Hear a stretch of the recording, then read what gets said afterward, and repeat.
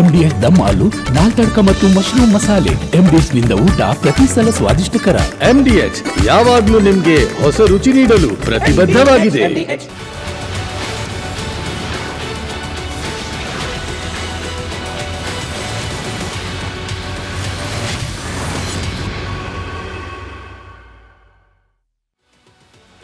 ನಮಸ್ಕಾರ, ನೀವು ನೋಡ್ತಾ ಇದ್ದೀರಾ Karnataka prime time.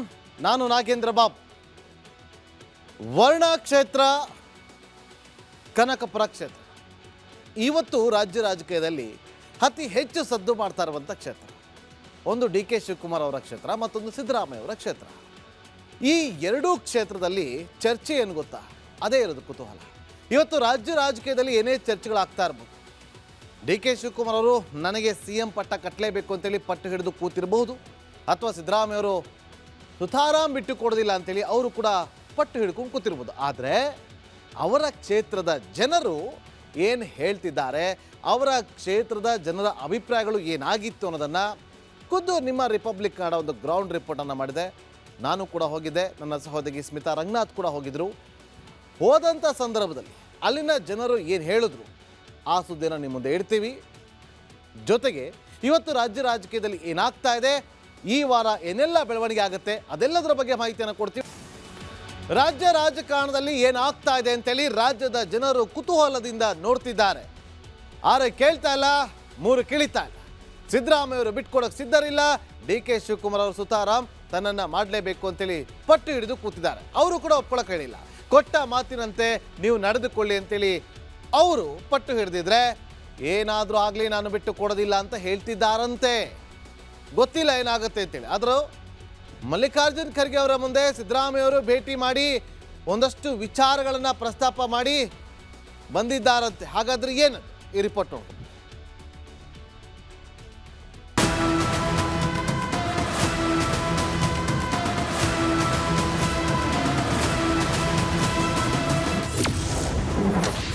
Siddu Kharge close door meeting.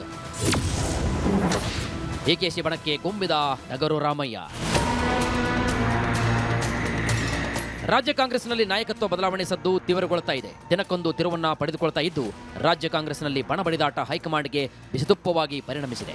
ಇತ ಎಐಸಿಸಿ ಅಧ್ಯಕ್ಷ ಮಲ್ಲಿಕಾರ್ಜುನ್ ಖರ್ಗೆ ಬೆಂಗಳೂರಿಗೆ ಬಂದಿದ್ದು ನಾಯಕರು ಖರ್ಗೆ ಭೇಟಿಯಾಗಿ ತಮ್ಮದೇ ಆದಂತಹ ದಾಳವನ್ನ ಉರುಳಿಸ್ತಾ ಇದ್ದಾರೆ. ಸಿಎಂ ಸಿದ್ದರಾಮಯ್ಯ ಕೂಡ ಎಐಸಿಸಿ ಅಧ್ಯಕ್ಷ ಮಲ್ಲಿಕಾರ್ಜುನ್ ಖರ್ಗೆ ಅವರನ್ನ ಭೇಟಿಯಾಗಿ ನಾಯಕತ್ವ ಗೊಂದಲಕ್ಕೆ ಆದಷ್ಟು ಬೇಗ ತೆರೆಯನ್ನ ಎಳೆಯುವಂತೆ ಮನವಿ ಮಾಡಿದ್ದಾರೆ.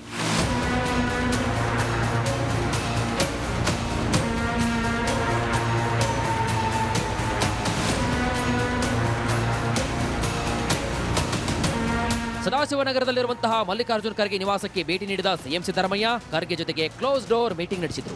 1.5 ತಾಸು ಸುದೀರ್ಘವಾಗಿ ಮಾತುಕತೆಯನ್ನು ನಡೆಸಿದ್ದ ಸಿದ್ದು ಕೆಲ ಶಾಸಕರ ದೆಹಲಿ ಭೇಟಿಯನ್ನು ಕೂಡ ಪ್ರಸ್ತಾಪಿಸಿ ಖರ್ಗೆ ಬಳಿ ಅಸಮಾಧಾನವನ್ನು ವ್ಯಕ್ತಪಡಿಸಿದ್ದಾರಂತೆ. ಇನ್ನು ಇದೇ ವೇಳೆ ಖರ್ಗೆ ಸಿಎಂಗೆ ಕೆಲವೊಂದಿಷ್ಟು ಕಿವಿಮಾತನ್ನು ಕೂಡ ಹೇಳಿದ್ದಾರೆ.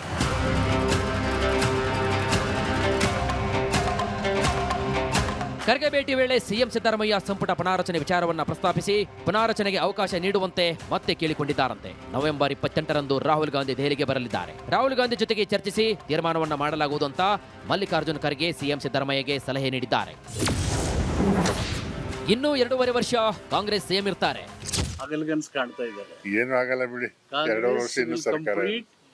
ಇಸ್ ಟರ್ಮ್ 2028 ಸಂಪೂರ್ಣ ಮಾಡಿ 28ಕ್ಕೆ ಮತ್ತೆ ಕಾಂಗ್ರೆಸ್ ಕರ್ನಾಟಕದಲ್ಲಿ ಸರ್ಕಾರ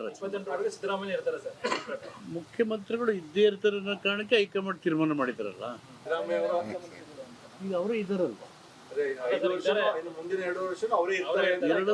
2028 ತನಕ ಕಾಂಗ್ರೆಸ್ ಅಲ್ಲಿ ಮುಖ್ಯಮಂತ್ರಿ ಇದ್ದೇ ಇರ್ತಾರೆ. ಅವಧಿನ ಸಂಪೂರ್ಣ ಮಾಡ್ತಾರೆ. ಮತ್ತೆ ಕಾಂಗ್ರೆಸ್ ಅದು ಕರೆಕ್ಟ್ ಬರುತ್ತೆ. ಅದೇನೇ ಇರಲಿ, ರಾಜ್ಯ ಕಾಂಗ್ರೆಸ್ನಲ್ಲಿ ಪವರ್ ಫೈಟ್ ರಣರೋಚಕ ಹಂತದತ್ತ ಸಾಗುತ್ತಾ ಇದೆ. ಸದ್ಯಕ್ಕೆ ಹೈಕಮಾಂಡ್ ಸೈಲೆಂಟ್ ನಡೆ ನವೆಂಬರ್ ಕ್ರಾಂತಿಯ ಸಸ್ಪೆನ್ಸ್ ಥ್ರಿಲ್ಲರ್ ರೀತಿ ಎದ್ದು ಕಾಣಿಸ್ತಾ ಇದೆ. Bureau report, Republic Kannada. CM Siddaramaiah ಅವರು ಹೋಗಿ ಮಲ್ಲಿಕಾರ್ಜುನ್ ಖರ್ಗೆ ಅವರನ್ನ ಮೀಟ್ ಮಾಡ್ತಾರೆ. ಮೀಟ್ ಮಾಡಿ ಒಂದಷ್ಟು ಡಿಮ್ಯಾಂಡನ್ನು ಇಡ್ತಾರೆ. ನೋಡಿ, ಇದು ನನ್ನ ಡಿಮ್ಯಾಂಡ್, ಇದಕ್ಕೆ ನೀವು ಒಪ್ಕೊಳ್ಬೇಕು. ಒಂದಷ್ಟು ಕಂಪ್ಲೇಂಟನ್ನು ಕೂಡ ಮಾಡಿ ಬಂದಿದ್ದಾರೆ. ಡಿಮ್ಯಾಂಡ್ ಅಷ್ಟೆಲ್ಲ, ಕಂಪ್ಲೇಂಟನ್ನು ಕೂಡ ಮಾಡಿ ಬಂದಿದ್ದಾರೆ. ಇವತ್ತು ಡಿ ಕೆ ಶಿವಕುಮಾರ್ ಅವರು ನಡೆದುಕೊಳ್ತಾ ಇರುವಂಥ ರೀತಿ ನೀತಿ ಸರಿಯಲ್ಲ ಅನ್ನುವ ವಿಚಾರವನ್ನು ಪ್ರಸ್ತಾಪ ಮಾಡಿದ್ದಾರಂತೆ. ಅದರಲ್ಲಿ ಪ್ರಮುಖವಾಗಿ ನಾನು ಹೈಕಮಾಂಡ್ ತೀರ್ಮಾನ ಏನೇ ತೆಗೆದುಕೊಳ್ಳಿ ಅದಕ್ಕೆ ನಾನು ಬದ್ಧನಾಗಿರ್ತೀನಿ, ನಾನು ರೆಡಿ ಆಗಿರ್ತೀನಿ, ನೀವೇನು ಹೇಳ್ತಿರೋ ಅದಕ್ಕೆ ನಾನು ಸಿದ್ಧ. ಅದೇ ರೀತಿಯಾಗಿ ಡಿ ಕೆ ಶಿವಕುಮಾರ್ ಅವರು ಕೂಡ ಹೈಕಮಾಂಡ್ ಯಾವ ನಿರ್ಧಾರವನ್ನು ತೆಗೆದುಕೊಳ್ಳುತ್ತೋ ಅದಕ್ಕೆ ಡಿ ಕೆ ಶಿವಕುಮಾರ್ ಅವರು ಕೂಡ ಬದ್ಧರಾಗಿರ್ತಾರಾ, ಈ ಪ್ರಶ್ನೆ ಮಾಡಿದಾರಲ್ಲಿ. ನೀವು ಹೇಳಿ ಏನು ಮಾಡಬೇಕು ಅಂತೇಳಿ, ನಾನು ರೆಡಿ ಇದ್ದೀನಿ. ಅದೇ ರೀತಿ ಡಿ ಕೆ ಶಿವಕುಮಾರ್ ಅವರು ರೆಡಿ ಇದ್ದಾರಾ? ನಮಗದು ಬೇಕಿರೋದು. ಹಾಗಂತ ಹೈಕಮಾಂಡ್ ಹೇಳ್ತಾ ಇದ್ದಂತೆ ಸಿದ್ದರಾಮಯ್ಯ ಅವರು ಕೆಳಗೆ ಇಳಿದು ಬಿಡ್ತಾರಾ? ಚಾನ್ಸೇ ಇಲ್ಲ ಅಂತ ಇವತ್ತು ರಾಜಕೀಯ ಮೂಲಗಳು ಹೇಳ್ತಾ ಇದೆ. ರಾಜಕೀಯ ಮೂಲಗಳು ಸುತಾರಾಮ್ ಒಪ್ಪಿಕೊಳ್ಳೋದಿಲ್ಲ. ರಾಜಸ್ಥಾನಲ್ಲಿ ಏನಾಯಿತು, ಅಶೋಕ್ ಗೆಹ್ಲೋಟ್ ಮತ್ತು ಸಚಿನ್ ಪೈಲಟ್ದು ಕತೆ, ಅದೇ ಆಗಿದ್ರೂ ಆಗ್ಬೋದು, ಹೇಳೋಕ್ಕಾಗಲ್ಲ. ಕರ್ನಾಟಕದಲ್ಲೂ ಕೂಡ ಅದೇ ಒಂದು ರಾಜಸ್ಥಾನದ ರಾಜಕಾರಣ ಇಲ್ಲಿ ಮರುಕಳಿಸುತ್ತೆ ಅಂತ ಕೂಡ ಹೇಳಲಾಗ್ತಾ ಇದೆ.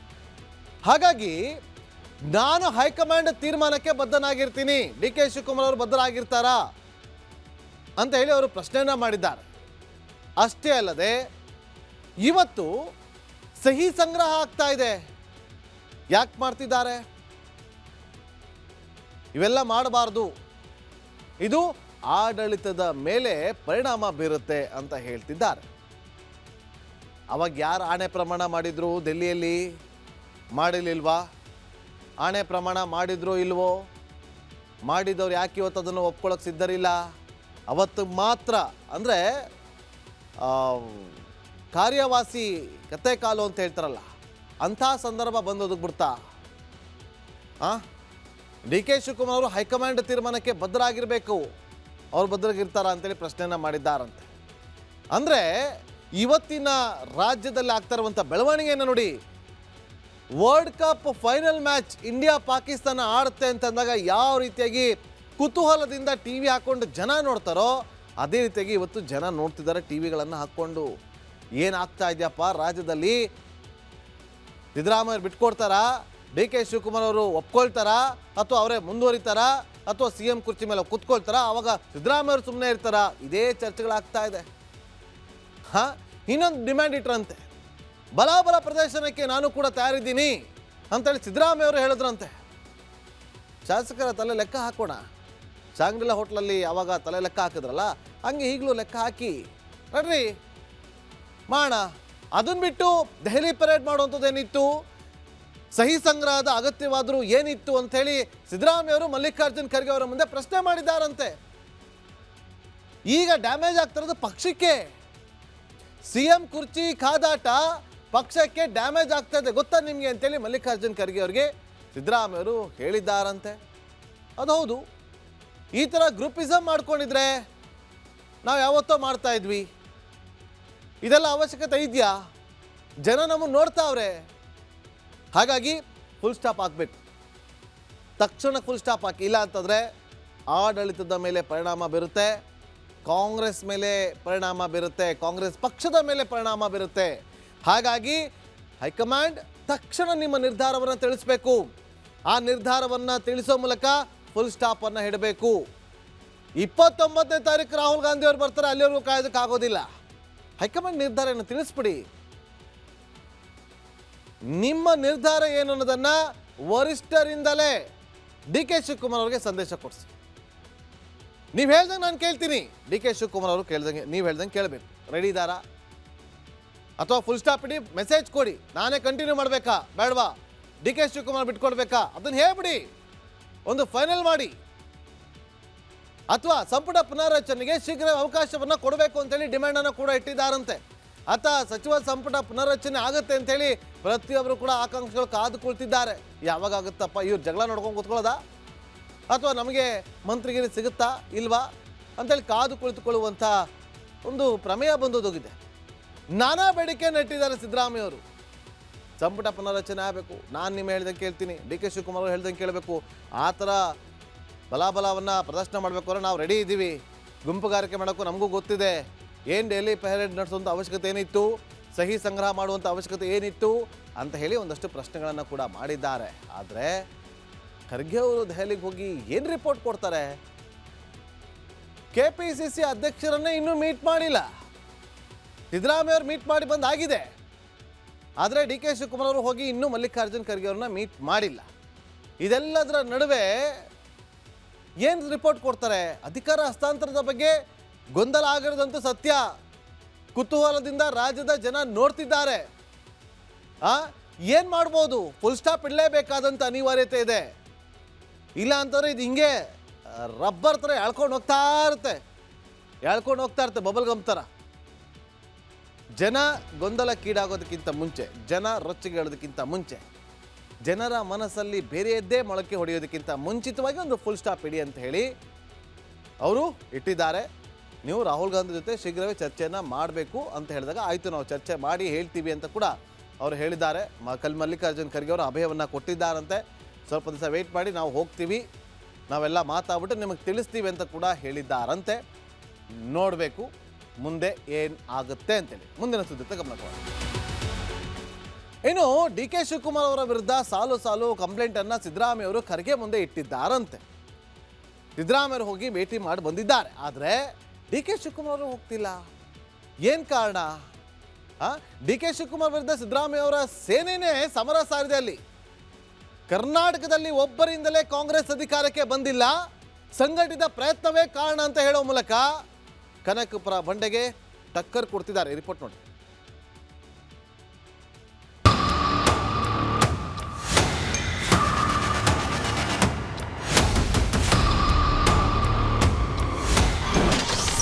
ಅವರೊಬ್ಬರಿಂದಲೇ ಕಾಂಗ್ರೆಸ್ ಅಧಿಕಾರಕ್ಕೆ ಬಂದಿಲ್ಲ. ಡಿ ಕೆ ಶಿವಕುಮಾರ್ ಮೇಲೆ ಮುಗಿಬಿದ್ದ ಸಿದ್ದು ಸೇನೆ. ಡಿ ಕೆ ಶಿವಕುಮಾರ್ ರಾಜ್ಯ ಕಾಂಗ್ರೆಸ್ ಅಧ್ಯಕ್ಷರಾಗಿ ತನುಮನದ ಜೊತೆಗೆ ಧನವನ್ನು ಕೂಡ ಅರ್ಪಿಸಿ ಕಾಂಗ್ರೆಸ್ ಅನ್ನ ಅಧಿಕಾರಕ್ಕೆ ತರಲು ಶ್ರಮಿಸಿದ್ರು. ಅದೇ ಕಾರಣಕ್ಕೆ ಮುಖ್ಯಮಂತ್ರಿ ಮಾಡಿ ಅಂತ ಡಿಕೆ ಬಣ ಪಟ್ಟು ಹಿಡಿದಿದೆ. ಇದೀಗ ಸಿದ್ದರಾಮಯ್ಯ ಪಟಾಲಂ ಕೂಡ ಟಕ್ಕರ್ ಕೊಡ್ತಾ ಇದೆ. ಒಬ್ಬರಿಂದಲೇ ಕಾಂಗ್ರೆಸ್ ಅಧಿಕಾರಕ್ಕೆ ಬಂದಿಲ್ಲ, ಸಂಘಟಿತ ಪ್ರಯತ್ನದಿಂದ ಪಕ್ಷ ಅಧಿಕಾರಕ್ಕೆ ಬಂದಿದೆ ಅಂತ ಹೇಳ್ತಿದ್ದಾರೆ.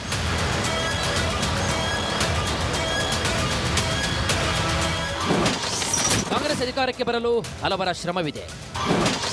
ಉದಾಹರಣೆ ಸಮೇತ ಬಂಡೆಗೆ ಸಾವ್ಕಾರ್ ಟಕ್ಕರ್. ಕರೆಕ್ಟು. ಈ ಪಕ್ಷ ಬರಲಿಕ್ಕೆ ಭಾಳಷ್ಟು ಜನ ಪರೋಕ್ಷವಾಗಿ ದುಡಿದಿದ್ದಾರೆ. ಇದು ಹೆಂಗಾಗಿದೆ ಅಂದರೆ, ಉದಾಹರಣೆ 1960 ಒಳಗೆ ತೇನ್ ಸಿಂಗ್ ಹೆಸರು ಕೇಳಿದ್ರೆ, ಹಿಮಾಲಯ ಪರ್ವತ ಏರಿದಾಗ ಇಡೀ ಜಗತ್ತಿನ ಎಲ್ಲ ಪೇಪರು ಬರೆದಿವಿ, ತೇನ್ ಸಿಂಗ್ ಅವರು ಹಿಮಾಲಯ ಏರಿದ್ರಂತ. ಅವನ ಜೊತೆ ಇನ್ನೂ 14 ಜನ ಇದ್ರು, ಅವ್ರ ಹೆಸರು ಬರ್ತಿಲ್ಲ. ಇದು ಹಂಗೆ ಇದು ಇನ್ನೋದಾರೆ, ಇನ್ನೂ ಭಾಳಷ್ಟು ಜನ ಅದಾರೆ.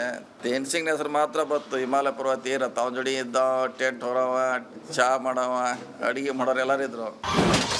ನಾನು ಅಧ್ಯಕ್ಷನಾಗಿದ್ದಾಗಲೂ ಪಕ್ಷ ಅಧಿಕಾರಕ್ಕೆ ಬಂತು, ನಾನೊಬ್ಬನೇ ಅಧಿಕಾರಕ್ಕೆ ತಂದೆ ಅಂತ ಹೇಳಿಕೊಳ್ಳಲಿಲ್ಲ.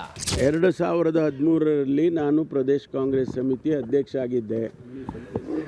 ಸರ್ಕಾರ ತಗೊಂಡು ಬಂದ್ವಿ. ನಾನೇ ಮಾಡಿದ್ದೆ, ನಾನೊಬ್ಬನೇ ಸರ್ಕಾರ ತಂದೆ ಅಂತ ನಾನು ಎಲ್ಲೂ ಹೇಳಿಲ್ಲಪ್ಪ ಇಲ್ಲಿವರೆಗೂ. ಸರ್ಕಾರ ಎಲ್ಲರೂ ಸೇರಿ ಪಕ್ಷದಲ್ಲಿ ಕೆಲಸ ಮಾಡಿದ್ದೀವಿ. ಜನ ಓಟ್ ಹಾಕಿದ್ರು, ನಮ್ಮನ್ನು ಗೆಲ್ಲಿಸಿದ್ರು. ಆ ಸಂದರ್ಭದಲ್ಲಿ ನಾನು ಪರಾಭವಗೊಂಡೆ. ಒಂದು ವೇಳೆ ನಾನು ಗೆದ್ದಿದ್ದರೆ ಏನಾಗ್ತಿತ್ತೋ ಗೊತ್ತಿಲ್ಲ. ಕಾಂಗ್ರೆಸ್ ಗೆಲುವಿಗೆ ಸಂಘಟಿತ ಪ್ರಯತ್ನ ಕಾರಣ.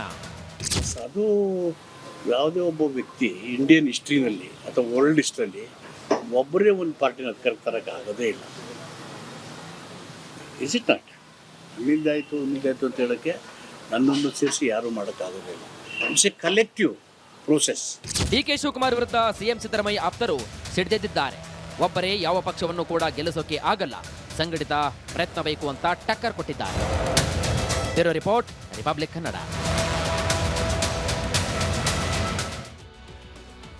ಡಿ ಕೆ ಶಿವಕುಮಾರ್ ಅವರು ಹಠ ಬಿಡ್ತಾ ಇಲ್ಲ. ನೀವು ಮಾತು ಕೊಟ್ಟಿದ್ದೀರಿ, ಉಳಿಸ್ಕೊಳ್ಳಿ. ನೀವು ಮಾತು ಕೊಟ್ಟಿದ್ದೀರಿ, ಉಳಿಸ್ಕೊಳ್ಳಿ. ಇಷ್ಟೇ. ಇವತ್ತು ಡಿ ಕೆ ಶಿವಕುಮಾರ್ ಅವರು ಹೋಗಿ ಮಲ್ಲಿಕಾರ್ಜುನ್ ಖರ್ಗೆ ಅವ್ರನ್ನ ಮೀಟ್ ಮಾಡ್ತಿಲ್ಲ. ಅದಕ್ಕೆ ಬೇರೆ ಅರ್ಥ ಕಲ್ಪಿಸಲಾಗ್ತಿದೆ ಅಥವಾ ಕಾರಣಗಳಿದೆಯೋ ಗೊತ್ತಿಲ್ಲ. ಆದರೆ ದೆಹಲಿಯಲ್ಲಂತೂ ಮೀಟ್ ಮಾಡಿದ್ದಾರೆ. ಡಿ ಕೆ ಬ್ರದರ್ಸ್ ಮೀಟ್ ಮಾಡಿದ್ದಾರೆ, ಮಾತುಕತೆಯನ್ನು ಕೂಡ ನಡೆಸಿದ್ದಾರೆ. ಸುಮಾರು ಅರ್ಧ ಗಂಟೆಗೂ ಹೆಚ್ಚು ಕಾಲ ಡಿ ಕೆ ಬ್ರದರ್ಸ್ ದೆಹಲಿಯಲ್ಲೇ ಮಲ್ಲಿಕಾರ್ಜುನ್ ಖರ್ಗೆ ಅವರನ್ನು ಮೀಟ್ ಮಾಡಿ ಅವರ ಜೊತೆ ಮಾತುಕತೆಯನ್ನು ನಡೆಸಿದ್ದಾರೆ. ನೋಡಿ, ನೀವು ಅವತ್ತು ಏನು ಹೇಳಿದ್ರಿ, ಮಾತು ಕೊಟ್ಟಿದ್ದೀರಿ, ಯಾರು ಹಣೆ ಪ್ರಮಾಣವನ್ನು ಮಾಡಿದ್ರು ಅವ್ರ ಮಾತು ಉಳಿಸ್ಕೋಬೇಕು, ಇದೆಲ್ಲ ಮಾತುಗಳು ಬಂದಿದೆ. ಮುಕ್ಕಾಲು ಗಂಟೆ ಕಾಲ ಚರ್ಚೆಯನ್ನ ಮಾಡಿದ್ರಂತೆ ಡಿ ಕೆ ಶಿವಕುಮಾರ್ ಅವರು. ಯಾವಾಗ ಡಿ ಕೆ ಶಿವಕುಮಾರ್ ಅವರು ಮಲ್ಲಿಕಾರ್ಜುನ್ ಖರ್ಗೆ ಅವರನ್ನ ಮೀಟ್ ಮಾಡ್ತಾರೋ back to back D K Shivakumar ಅವರ ಆಪ್ತಗಣ ದೆಹಲಿ ಯಾತ್ರೆಯನ್ನು ಶುರು ಮಾಡ್ಕೊಳ್ತಾರೆ. ದೆಹಲಿ ಪೆರೇಡ್ ಶುರುವಾಗುತ್ತೆ. ಕೊಡಬೇಕು ಡಿ ಕೆ ಶಿವಕುಮಾರ್ ಅವರಿಗೆ ಸಿ ಎಂ ಪಟ್ಟವನ್ನು ಕೊಡಬೇಕು ಅಂತ. ಆಗ 2028 ಚುನಾವಣೆಗೆ ನಿಮ್ಮನ್ನೇ ಸಿ ಎಂ ಅಭ್ಯರ್ಥಿಯಾಗಿ ಮಾಡ್ತೀವಿ, ಸಮಾಧಾನ ಮಾಡಿಸುವಂಥ ಕೆಲಸ ಆಗುತ್ತೆ. ಡಿ ಕೆ ಶಿವಕುಮಾರ್ ಅವರನ್ನ ನೀವು ಹೋಗಿ ಸಮಾಧಾನವಾಗಿರಿ, 2028ಕ್ಕೆ ನೀವೇ ಸಿ ಎಂ ಅಭ್ಯರ್ಥಿ ನಾವು ಮಾಡ್ತೀವಿ ಅಂತೇಳಿ ಮತ್ತೆ ಮಾತು ಕೊಡೋಕೆ ಬಂದ್ರಂತೆ. ಆದರೆ ಡಿ ಕೆ ಶಿವಕುಮಾರ್ ಅವರು 2028 ಚುನಾವಣೆ ಟೈಮಲ್ಲಿ ನೋಡ್ಕೊಳ್ಳೋಣ, ಅವಾಗಿಂದ ಕತೆ ಬೇಡ, ಹಿಂದೆ ಏನು ಮಾತು ಕೊಟ್ಟಿದ್ರು ಈಗ ಅದನ್ನು ಉಳಿಸ್ಕೊಳ್ಳಿ. ಒಂದು ಕ್ಲಿಯರಾಗಿ ಹೇಳ್ಬಿಡಿ, ನೀವು ಆಗುತ್ತೋ ಆಗಲ್ವೋ ನನಗೆ ಈಗ ನೀವೊಂದು ಕ್ಲಿಯರ್ ಮಾಡಬೇಕು. ನೀವು ಅವತ್ತು ಮಾತು ಕೊಟ್ಟಿದ್ದು ಸತ್ಯ, ಆಣೆ ಪ್ರಮಾಣ ಮಾಡಿಸ್ಕೊಂಡಿದ್ದು ಸತ್ಯ, ಈಗ 2028 ಆದರೆ ಆಗಲ್ಲ, ನಾನು ಕೇಳಕ್ಕೆ ಕಡಿಯಿಲ್ಲ. ಅವತ್ತು ಜುಲೈನಲ್ಲಿ ಡೆಲ್ಲಿನಲ್ಲಿ ಏನೆಲ್ಲ ಮಾತುಕತೆ ಆಯಿತು ನಿಮಗೆ ಚೆನ್ನಾಗಿ ಗೊತ್ತಿದೆ. ಯಾರೆಲ್ಲ ಮಾತು ಕೊಟ್ಟರು, ಯಾರೆಲ್ಲ ಹಣೆ ಪ್ರಮಾಣ ಮಾಡಿದ್ರು ನಿಮಗೆ ಚೆನ್ನಾಗಿ ಗೊತ್ತಿದೆ. ಈಗ ಅದನ್ನು ಉಳಿಸ್ಕೊಳ್ಳಿ. 2028 ಕತೆ ನಮಗೆ ಬೇಡ, ಈಗ ಮುಂದಿನದ್ದು ಮುಂದಿನ ನೋಡ್ಕೊಳ್ಳೋಣ. 2.5 ವರ್ಷದವರೆಗೂ ಕೂಡ ಮಾತ್ರ ಸಿದ್ದರಾಮಯ್ಯ ಅವರು ಸಿ ಎಂ ಆಗಿರ್ತಾರೆ ಅಂತ ಹೇಳಲಾಗ್ತಾ ಇತ್ತು. ಲೋಕಸಭಾ ಚುನಾವಣೆವರೆಗೂ ಮಾತ್ರ KPCC ಅಧ್ಯಕ್ಷ ಸ್ಥಾನ DCM ಆಗಿರಿ ಅಂತ ಹೇಳಿದ್ರಿ. ನಿಮ್ಮ ಮಾತನ್ನು ನಾನು ಕೇಳಿದ್ದೀನಿ. ಈಗ ನಾನು ನಿಮ್ಮ ಮಾತನ್ನು ಕೇಳೋದಕ್ಕೆ ಸುತಾರಾಮ್ ರೆಡಿ ಇಲ್ಲ. ನನ್ನನ್ನು ಸಿ ಎಂ ಮಾಡಲ್ವಾ? ಅದನ್ನಾದ್ರೂ ಕ್ಲಿಯರ್ ಮಾಡಿಬಿಡಿ, ಹೇಳ್ಬಿಡಿ ನಮಗೆ. ರಹಸ್ಯ ಮತದಾನ ಮಾಡಿ, ಯಾರ ಬಲ ಹೆಚ್ಚಾಗುತ್ತೋ ನೋಡಿ ಅಂತ ಹೇಳಿದಾರಂತೆ. ಈಗ ತಲೆ ಲೆಕ್ಕ ಹಾಕಿ ಯಾರ ಬೆನ್ನ ಹಿಂದೆ ಎಷ್ಟು ಜನ ಇದ್ದಾರೆ ಅಂತೇಳಿ ನಿಮಗೆ ಗೊತ್ತಾಗುತ್ತೆ. ಅವತ್ತು ಶಾಂಗ್ರಿಲಾ ಹೋಟೆಲ್ ಅದನ್ನೇ ತಾನೇ ಮಾಡಿದ್ದು. ಈಗ ಇದನ್ನ ಮಾಡಿ, ಬಲ ಯಾರಲ್ಲಿ ಹೆಚ್ಚಾಗಿ ಕಂಡು ಬರುತ್ತೋ ಅವರನ್ನ ಸಿ ಎಂ ಮಾಡಿ ಅಂತ ಹೇಳಿ ಡಿ ಕೆ ಶಿವಕುಮಾರ್ ಅವರು ಪಟ್ಟು ಹಿಡಿದು ಕೂತಿದ್ದಾರೆ. ಹೈಕಮಾಂಡ್ ಬಲ ಚೆಕ್ ಮಾಡೋದಕ್ಕೆ ಮುಂದಾಗತ್ತಾ ಅಥವಾ ಕೊಟ್ಟ ಮಾತಿನಂತೆ ಉಳಿಸ್ಕೊಳ್ತಾರಾ ಅನ್ನೋದನ್ನ ಈ ವಾರದಲ್ಲಿ ಒಂದು ಅಂತಿಮವಾದಂತಹ ಒಂದು ರಿಸಲ್ಟ್ ಹೊರ ಬರುತ್ತೆ. ಎಲ್ಲರೂ ಕೂಡ ಕಾದು ನೋಡಬೇಕಾಗುತ್ತೆ. ಮುಂದಿನ ಸುದ್ದಿಯತ್ತ ಗಮನ ಕೊಡಿ. ಇವತ್ತು ಕಾಂಗ್ರೆಸ್ನಲ್ಲಿ ಗದ್ದುಗೆ ಗುದ್ದಾಟದ ಬಗ್ಗೆ ಕನಕಪುರದ ಕ್ಷೇತ್ರದ ಜನರು ಏನು ಹೇಳಿದ್ರು ಗೊತ್ತಾ? ಡಿ ಕೆ ಶಿವಕುಮಾರ್ ಅವರು ಸಿ ಎಂ ಆಗಬೇಕು, ಯಾಕೆ ಆಗಬೇಕು ಅನ್ನೋದ್ರ ಬಗ್ಗೆ ಅಭಿಪ್ರಾಯವನ್ನು ತಿಳಿಸಿದ್ದಾರೆ. ನನ್ನ ಸಹೋದರಿ ಸ್ಮಿತಾ ರಂಗನಾಥ್ ಹೋಗಿ ಕನಕಪುರದ ಜನರ ಅಭಿಪ್ರಾಯವನ್ನು ಸಂಗ್ರಹಿಸಿದ್ರು. ಆ ಸಂದರ್ಭದಲ್ಲಿ ಜನರು ಹೇಳಿದ್ದೇನು ಈ ರಿಪೋರ್ಟ್ ನೋಡಿ.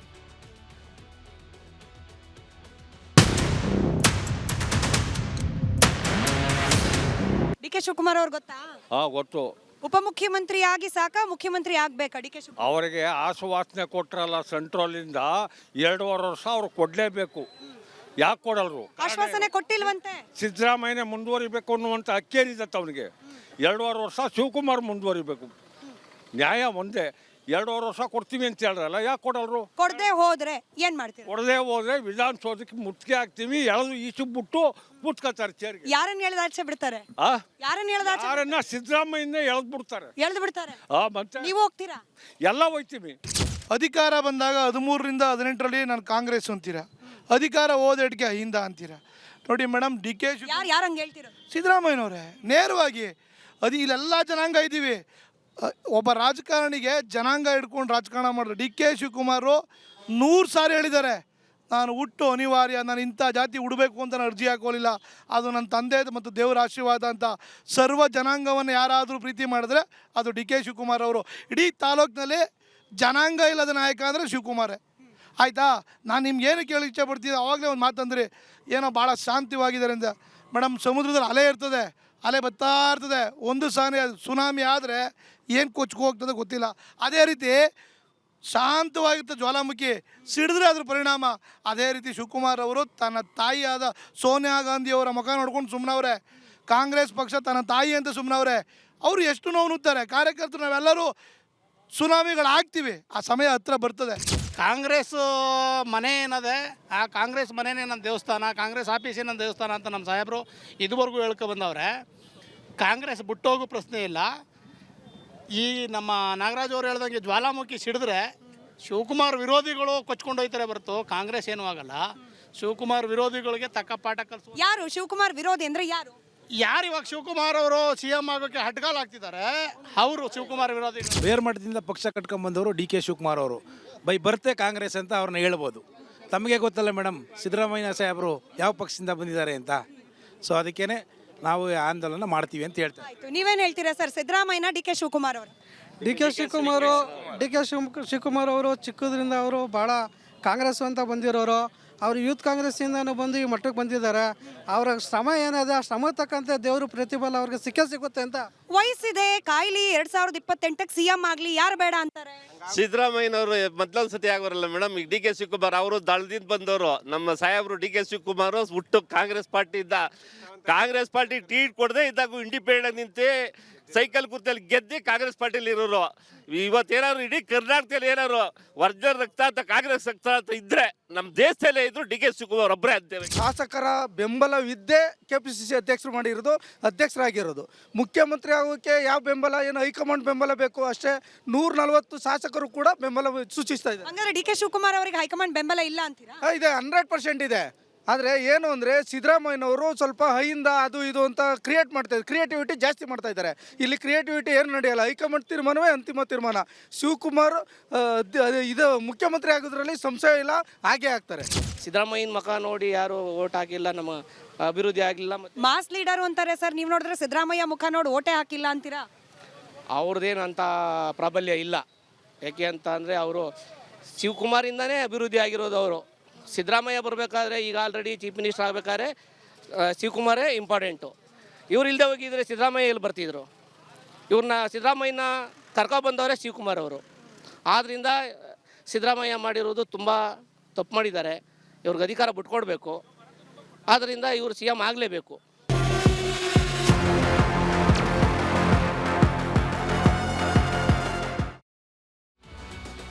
ನೋಡಿ, ಇದು ಕನಕಪುರ ಕ್ಷೇತ್ರದ ಜನರ ಅಭಿಪ್ರಾಯ.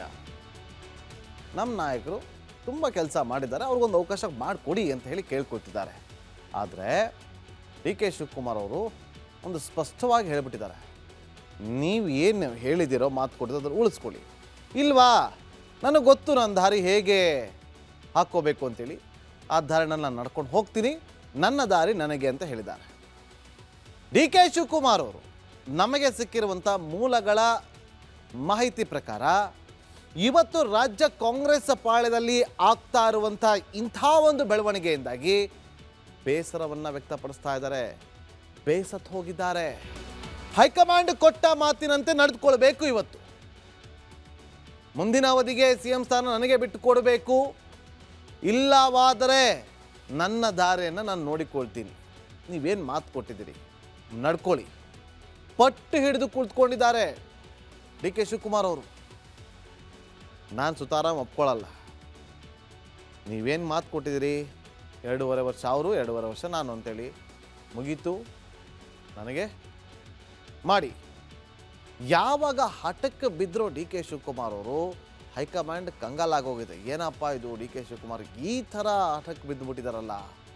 ಅವತ್ತು ಮಾತು ಕೊಡಬೇಕಾದ್ರೆ ಯಾರೂ ಇದ್ರ ಬಗ್ಗೆ ಯೋಚನೆ ಮಾಡಲಿಲ್ಲ. ಸಾಮಾನ್ಯವಾಗಿ ತೊಗೊಂಬಿಟ್ರು DK ಶಿವಕುಮಾರ್ ಅವ್ರನ್ನ.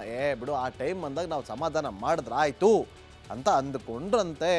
ಆದರೆ ಈಗ ತಲೆ ಕೆರ್ಕೋತಿದ್ದಾರೆ, ಏನಕ್ಕಾದರೂ ಅವತ್ತು ಮಾತು ಕೊಟ್ಬಿಟ್ವು ಅಂತೇಳಿ. ಯಾರೆಲ್ಲ ಮಾತು ಕೊಟ್ಟಿದ್ರು ಅವರೆಲ್ಲರೂ ಕೂಡ ಕರ್ಕೊಂಬರ್ತಾರೆ DK ಶಿವಕುಮಾರ್ ಅವರು. ಬನ್ನಿ ನಿಂತ್ಕೊಳ್ಳಿ, ನೀವೇ ತಾನೇ ಮಾತು ಕೊಟ್ಟಿದ್ದು, ಮಾಡಿ ಅಂತೇಳಿ.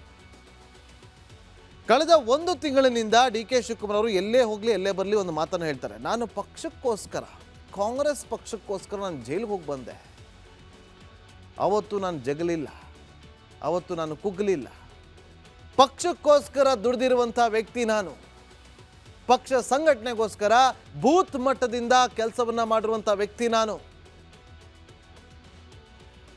ಇಂಥವ್ರಿಗೆ ಕೊಡಲ್ವಾ? KPCC ಅಧ್ಯಕ್ಷ ಸ್ಥಾನ ವಹಿಸಿ ಸ್ಪಷ್ಟ ಬಹುಮತವನ್ನು ತಂದು ಕೊಟ್ಟೆ. ಯಾರನ್ನಾದರೂ ಸಾಧ್ಯನಾ ಅದು? ಆದರೆ ಹೈಕಮಾಂಡ್ ಕೊಟ್ಟ ಮಾತನ್ನು ನಡ್ಕೋಬೇಕಲ್ವಾ?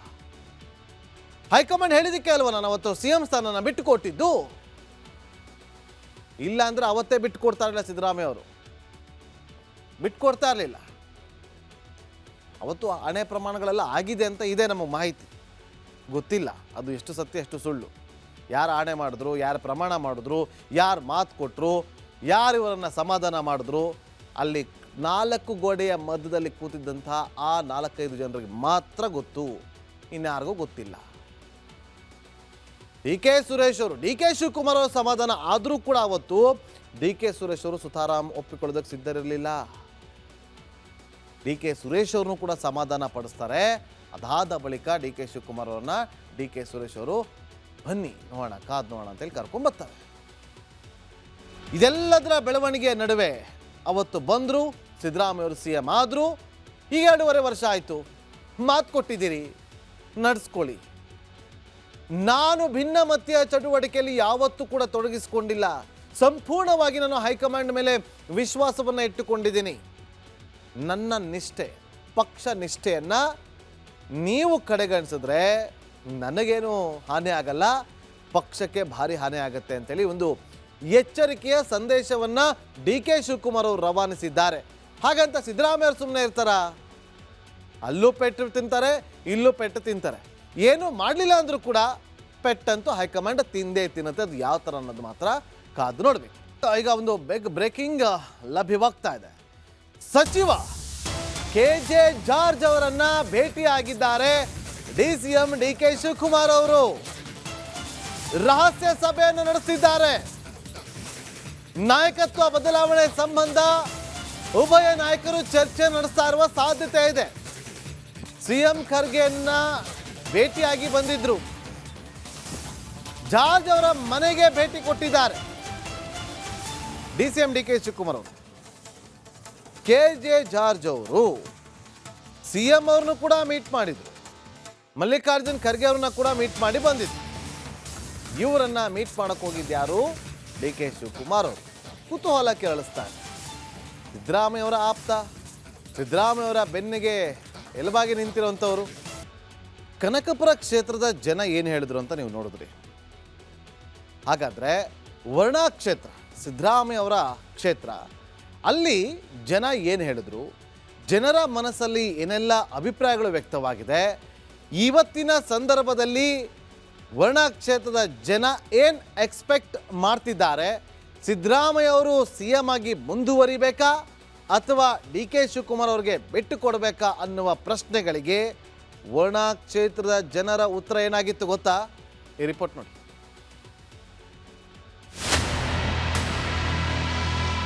ಸಿದ್ದರಾಮಯ್ಯ ಅವರು ಈಗ ಇಲ್ಲ, ನಮಗೆ ಸಹಜವಾಗಿ ಮುಖ್ಯಮಂತ್ರಿಯಾಗಿ ಸಿದ್ದರಾಮಯ್ಯನವರೇ ಇರಲಿ ಅಂತ ಹೇಳ್ತೀವಿ.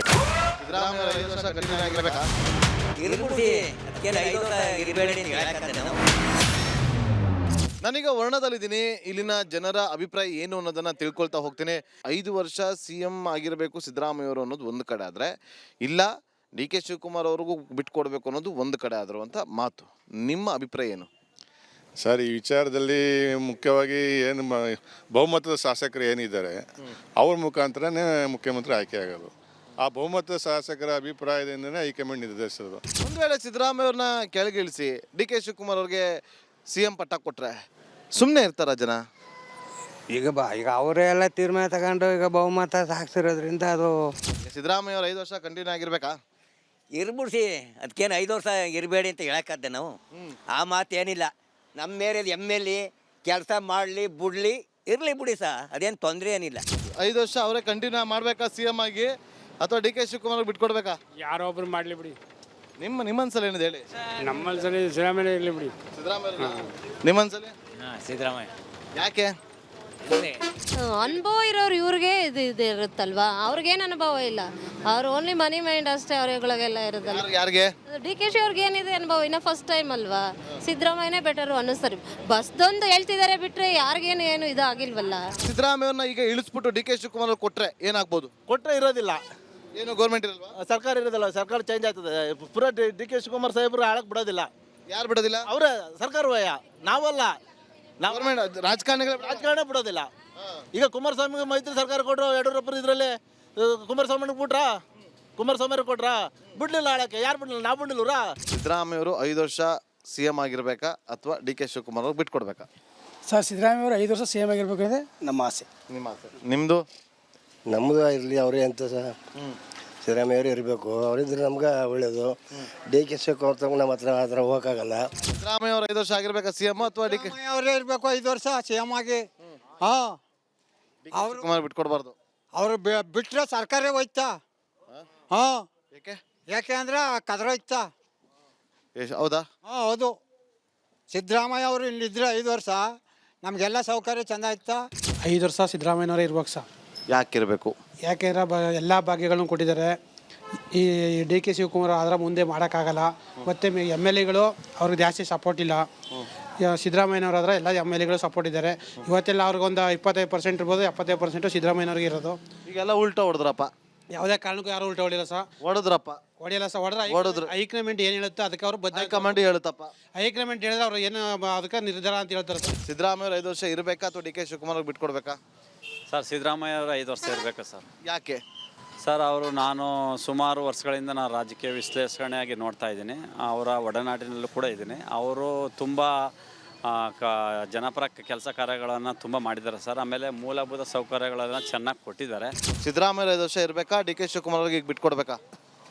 ಒಪ್ಪ ಸಿದ್ದರಾಮಯ್ಯನೇ ಇರಲಿಕ್ಕಪ್ಪ. ಯಾಕಕ್ಕ? ಇರಲಿ ಅವರು ನಮ್ಮ ಕಡೆಯವರು, ನಮ್ಮ ಏರಿಯಾದವರು. ಡಿ ಕೆ ಶಿವಕುಮಾರ್ ಅವ್ರಿಗೆ ಆಗ್ಬಾರ್ದಾ? ಅವ್ರು ನಮಗೆ ಗೊತ್ತಿಲ್ಲ. ಅವರು ಹುಟ್ಟಿದವರು ಬೆಳೆದವರು, ಅವರು ನಮ್ಮ ಮನೆ ಮಗನಾಗೆ ಸಿದ್ದರಾಮಯ್ಯವರು ಅಂದರೆ ಅವರು ಬರಬೇಕು ಅಂತ ಆಸೆ. ಸಿದ್ದರಾಮಯ್ಯ 5 ವರ್ಷ ಇರಬೇಕಾ ಅಥವಾ ಬಿಟ್ಕೊಡ್ಬೇಕಾ? ಸರ್, ಅವರು ತಾವು ಇರಬೇಕು ಅಂತ ನಮ್ಮ ಮನಸ್ಸು ಇದೆ, ರಾಜ್ಯದ ಮನಸ್ಸು ಇದೆ. ಅವ್ರಿಗೆ ಒಂದು ಮಾತು ಕೊಟ್ಟಿದ್ದೀವಿ ಅಂತ ಹೇಳ್ತಾ ಇದ್ದಾರೆ. ಅದು ಸುಳ್ಳು ಅಂತ ನಾವು ಅನ್ಕೋತಾ ಇದ್ದೀವಿ. ಕೊಟ್ಟರೆ ಏನಾಗ್ಬೋದು? ಕೊಟ್ಟರೆ ಏನಾಗ್ಬೋದು, ಮುಂದೆ ಎಲ್ಲ ರಾಜ್ಯಗಳಲ್ಲೂ ಕಾಂಗ್ರೆಸ್ ಹೋಗಿದೆ. ಇವರು ಒಳ್ಳೆ ಆಡಳಿತ ಕೊಟ್ಟರೆ ನಮ್ಮ ಕಾಂಗ್ರೆಸ್ ಉಳಿಯುತ್ತೆ. ಒಳ್ಳೆ ಆಡಳಿತ ಕೊಡಲಿಲ್ಲ, ಮುಂದೆ ಹೋಗುತ್ತೆ. ಸಿದ್ದರಾಮಯ್ಯ ಮೈಸೂರವ್ರು ತಾನೆ ಹೇಳಿ, ಸಿದ್ದರಾಮಯ್ಯ ಇರಬೇಕಾ ಬೇಡವಾ? ಸಿದ್ದರಾಮಯ್ಯನವರೇ ಇರಿದ್ರೆ ಏನು ತೊಂದರೆ ಏನಿಲ್ಲ. ಏನಿಲ್ಲ.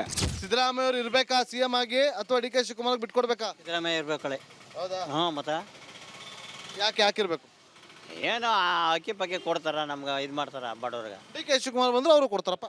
ಅವ್ರು ಕೊಡೋದು ಯಾವ ಗ್ಯಾರಂಟಿ ಸ್ವಾಮಿ? ಸಿದ್ದರಾಮಯ್ಯ ಅವರು 5 ವರ್ಷ ಕಂಟಿನ್ಯೂ ಮಾಡಬೇಕಾ ಅಥವಾ ಡಿ ಕೆ ಶಿವಕುಮಾರ್ ಅವ್ರಿಗೆ ಬಿಟ್ಕೊಡ್ಬೇಕಾ? ಸರ್, ನನ್ನ ಪ್ರಕಾರ ಸಿದ್ದರಾಮಯ್ಯ ಅವ್ರಿಗೆ ಮಾಡಬೇಕು ಸರ್. ಯಾಕೆ? ಯಾಕಂದ್ರೆ ಒಳ್ಳೆ ಆಡಳಿತ ಮಾಡ್ತಾ ಇದ್ದಾರೆ. ಯಾವುದೇ ಆಗಲಿ ಇನ್ನೊಂದು ಖುಷಿ ಏನಂತಂದರೆ ದೇವರಾಜು ಅರಸೋರ್ದು ಕಂಪ್ಲೀಟ್ ಆಗ್ದದ್ದು ನಮ್ಮ ಸಿದ್ದರಾಮಯ್ಯ ಮಾಡ್ತಾವ್ರೆ ಅಂತಂದಾಗ ಅದು ನಮಗೆ ಭಾಳ ನಮ್ಮ ಹಿಸ್ಟ್ರಿಗೆ ಒಂದು ಒಳ್ಳೆ ಸರ್. ಅದು ಸಿದ್ದರಾಮಯ್ಯ ಇರಬೇಕಾ, ಡಿ ಕೆ ಶಿವಕುಮಾರ್ ಬಿಟ್ಕೊಡ್ಬೇಕಾ? ಸಿದ್ದರಾಮಯ್ಯ ಇರಲಿ, ಅವರೇ ಇರಬೇಕು. ಯಾಕೆ? ಎಲ್ಲ ನಮ್ಮ ಒಳ್ಳೆ ಕಾರ್ಯಗಳು ಮಾಡ್ತಾ ಇದ್ದಾರೆ. ಡಿ ಕೆ ಶಿವಕುಮಾರ್ ಅವ್ರಿಗೆ ಬಿಟ್ಕೊಟ್ರೆ ಏನಾಗ್ತದೆ? ಈ ಸರ್ಕಾರನೇ ಹೊಡೆದಾಯ್ತು ಸರ್. ಹೌದಾ? ಸರ್ಕಾರನೇ ಹೊಡೆದಾಯ್ತು. ಡಿ ಕೆ ಶಿವಕುಮಾರ್ ಬಿಟ್ಕೊಡ್ಬೇಕಾ, ಸಿದ್ದರಾಮಯ್ಯ ಇರಬೇಕಾ? ನಮ್ಮ ಸಾಹೇಬ್ರ CMನು ಅವನೇ, ಸೀಟು ಇರೋನು ಅವನೇ ಇರಬೇಕು. ನೋಡಿ, ವರ್ಣಾ ಕ್ಷೇತ್ರದ ಜನರ ಅಭಿಪ್ರಾಯ ಏನಂತ ನೀವು ಹೇಳಿದ್ರಿ. ಆದರೆ ಇವತ್ತು ಒಂದು ಚರ್ಚೆ ಅಂತೂ ಆಗ್ತಾ ಇದೆ. ಈ ಜಗಳವನ್ನು ನೋಡಿಕೊಂಡು BJP ಸುಮ್ಮನೆ ಕೂತಿದ್ಯಾ? ಎನ್ಕ್ಯಾಶ್ ಮಾಡಿಕೊಳ್ಳುವಂಥ ಪ್ರಯತ್ನವನ್ನು ಮಾಡೇ ಮಾಡುತ್ತೆ, ನೋ ಡೌಟ್. ಅದಕ್ಕೆ ರಾಜಕೀಯ ಅನ್ನೋದಲ್ವಾ? ಇಬ್ಬರ ಜಗಳದಲ್ಲಿ ಮೂರನೇವರು ಲಾಭವನ್ನು ಪಡೆದುಕೊಳ್ಳೋದಕ್ಕೆ ಸಿದ್ಧರಾಗಿರ್ತಾರೆ. ಆ ಮೂರನೇ ವ್ಯಕ್ತಿ ಯಾರು ಅನ್ನೋದೇ ಈಗಿರುವಂಥ ಕುತೂಹಲ. BJPನ ಆದರೂ ಆಗಿರ್ಬೋದು. ಈ ರಾಜ್ಯ ಕಾಂಗ್ರೆಸ್ ಪಾಳ್ಯದಲ್ಲಿ ಆಗ್ತಾ ಇರುವಂಥ ಪ್ರತಿಯೊಂದು ಬೆಳವಣಿಗೆಯ ಮೇಲೆ ಕೇಸರಿ ಸೇನೆ ಕಣ್ಣಿಟ್ಟಿದೆ. ಇತ್ತೀಚೆಗೆ BJP ರಾಜ್ಯಾಧ್ಯಕ್ಷ ವಿಜೇಂದ್ರ ಅವರ ಜೊತೆ BJP ನಾಯಕ ಅಮಿತ್ ಶಾ ಅವರು ಮಾತುಕತೆಯನ್ನು ನಡೆಸಿದ್ದಾರೆ. ಪ್ರತಿ ದಿನದ ರಾಜ್ಯ ಕಾಂಗ್ರೆಸ್ ಪಾಳ್ಯದ ಬೆಳವಣಿಗೆಯ ಬಗ್ಗೆ ಅಮಿತ್ ಶಾ ಅವರು ಮಾಹಿತಿಯನ್ನು ಪಡೆದುಕೊಳ್ತಿದ್ದಾರೆ. ಇವತ್ತು ಕೂಡ ಅಮಿತ್ ಶಾ ಅವರನ್ನ ವಿಜೇಂದ್ರ ಅವರು ಭೇಟಿ ಮಾಡಿದ್ದಾರೆ. ಈ ಸಂದರ್ಭದಲ್ಲಿ ರಾಜ್ಯ ಕಾಂಗ್ರೆಸ್ ಪಾಳ್ಯದಲ್ಲಿ ಆಗ್ತಾ ಇರುವಂಥ ಬೆಳವಣಿಗೆ, ಚರ್ಚೆಗಳು, ಕಿತ್ತಾಟ ಎಲ್ಲದರ ಬಗ್ಗೆ ಮಾಹಿತಿಯನ್ನು ಪಡ್ಕೊಂಡಿರ್ತಾರೆ. ಈ ಎಲ್ಲ ಮಾಹಿತಿಗಳನ್ನು ಸಂಗ್ರಹಿಸ್ತಾ ಇರುವಂತಹ BJP high command D K Shivakumar ಅವ್ರ ಮೇಲೆ ಕಣ್ಣಿಟ್ಟಿದ್ಯಾ? ಕೇಸರಿ ಸೇನೆ ಕಣ್ಣಿರೋದು ಈಗ ಡಿ ಕೆ ಶಿವಕುಮಾರ್ ಅವರನ್ನ ಏನಾದರೂ BJPಗೆ ಎಳೆದುಕೊಳ್ಳುವಂಥ ತಂತ್ರಗಾರಿಕೆ ಏನಾದರೂ ನಡೀತಾ ಇದೆಯಾ?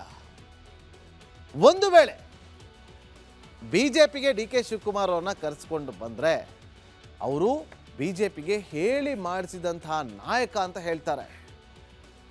ಯಾಕೆ ಅಂದರೆ ಕರ್ನಾಟಕದ ಬಹುತೇಕ ಭಾಗದಲ್ಲಿ BJP ಬಲಿಷ್ಠ ಆಗಿದೆ. ಆದರೆ ಏನೇ ಪ್ರಯತ್ನ ಪಟ್ಟರು ಕೂಡ ಹಳೆ ಮೈಸೂರು ಭಾಗದಲ್ಲಿ ಮಾತ್ರ BJPಗೆ ಹೊಡೆತದ ಮೇಲೆ ಹೊಡೆತ ಬೀಳ್ತಾ ಇದೆ. ಕಾರಣ ಏನು?